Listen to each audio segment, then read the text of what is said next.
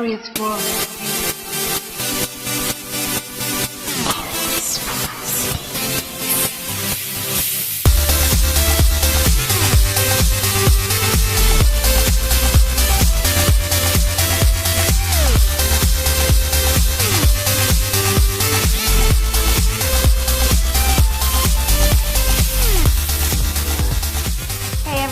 Welcome to our very first episode of Parlee. We are super excited to have you guys with us today. We got a really juicy show lined up. We are the ladies of Parlee. I am Tiffany. I'm Sarita. I'm Jessie. Hey guys, I'm Kimberly. So I know you guys have heard all the controversy surrounding the book, Is Marriage for White People? We are talking about, is the black woman being left behind today? So we're going to take it a little step further. We also have a clip we want to show you with some alarming statistics. Take a look. You have suggested that black women should give up the good fight. Is that to suggest give up on black men? Black women have fought the good fight. They have engaged in a noble endeavor of trying to lift black men. That strategy hasn't really worked. I really enjoyed this. The idea that black women should give up on black men has made people angry. There's no other ethnic group anywhere advocates annihilating their own race. Blogs ran wild. Welcome back. And even Gayle King, Oprah's best friend, was horrified by the idea. And by the time I was done with your book, I thought, should I slit my wrist? Or is there still hope? King, after all, is part of the staggering 70% of black women who are unmarried, compared to only 45% of white women. It's a stat that plays like a broken record of single ladies in a high-stakes game of musical chairs, where black men are the chairs and black women are often the last ones standing. Black women, faced with a shortage of black male peers, would do well to expand their options, and in the same way that people of other races have, and to look beyond black men in their search for a partner. Wow. So ladies, are we being left behind, or do we need to accept some responsibility? Like maybe our expectations are unrealistic, maybe we're being too picky. What is it? A little bit of both, really. Seriously. Yeah. I'm actually in a relationship with a Latina guy, and it just kind of happened. It's working beautifully, you know. However, you know, my preference has always been, in the past, still a little bit today, is a black man. I mean, whew. And even when I go to parties, like back in the day, I always, even if it's all white people or all Asian, I'm always like, dang, I don't even perk up until I see that one black guy in the room, because that's what I like. So basically you're walking around with tunnel vision. You're at events and you're looking for the only brother in the room and you're hoping he's going to notice you too? Well, kind of a little bit, but again, there's nothing wrong with a black man being my preference. Well, I see where you're coming from. You know, growing up and having a strong black father who, like, really instilled, you know, that's values. You know, like core values, and that's all I have ever thought about, you know? Like, I never even thought there was another option. Right. Well, and that's great because that's your experience. I had a different one. I didn't grow up with that experience with my father in the house. But I think in general, I think black women statistically, historically, are just loyal to their black men. I mean, dating all the way back from slavery, whatever. You know, the problem with that is the pool of available successful black men is really, really dwindling. I mean, 1 in 10 are incarcerated. 1 in 4 have been or will be at some point incarcerated. We're far surpassing them in education. You know, so many more of us go to college and graduate college than they do. And again, it's the system is set up for them to fail. So brothers, we love you. It's not y'all's fault. We love you.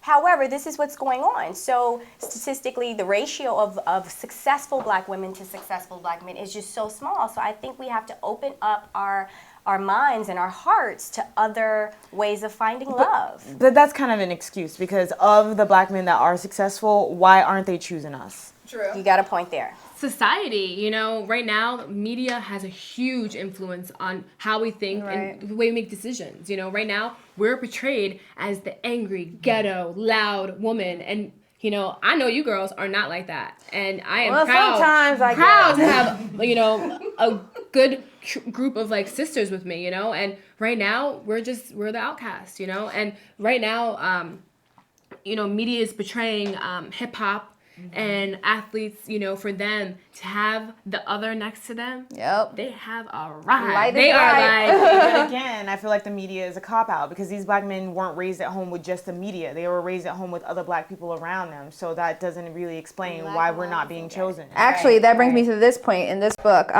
Sociologists explain such relationships as a status exchange, in which the man benefits from the woman's whiteness and the woman gains from the man's educational and professional accomplishments.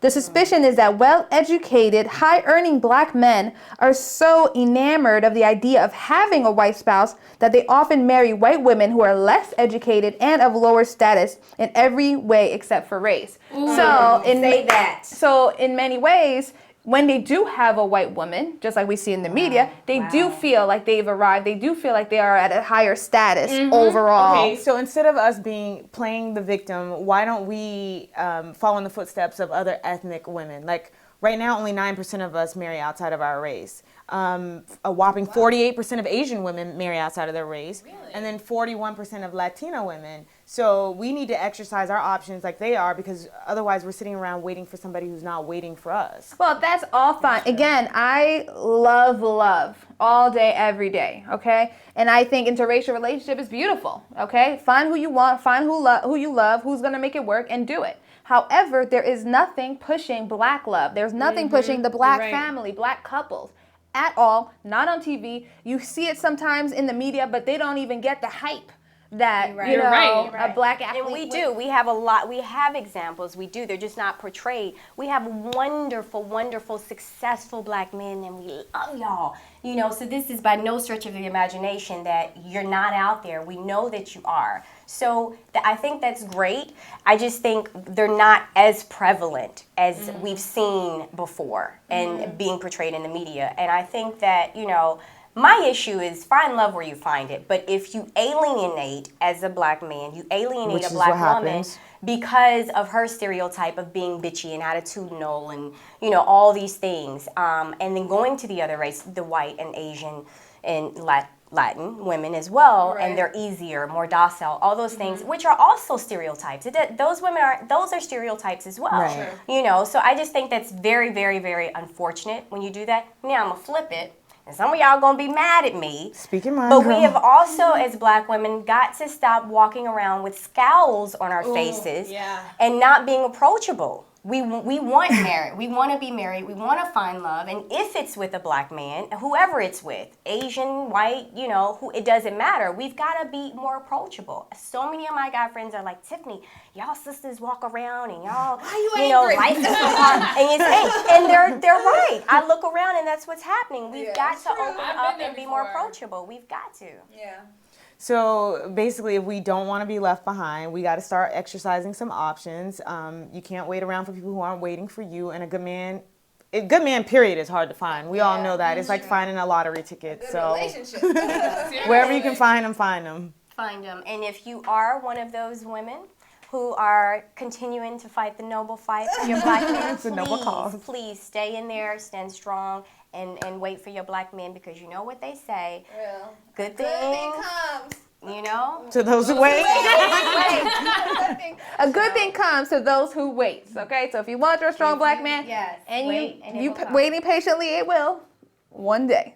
I hope you enjoyed our show, and please leave a comment under this video. Let us know what you think. We definitely want to hear from all of you. We have many, many more shows to come. So please let us know what you'd like to see, any topics you'd like us to touch on, and so forth. Check out our Facebook page, Twitter, Instagram. It's Ladies of Parlee. We actually have our website. We would love to hear your comments, ladiesofparlee.com.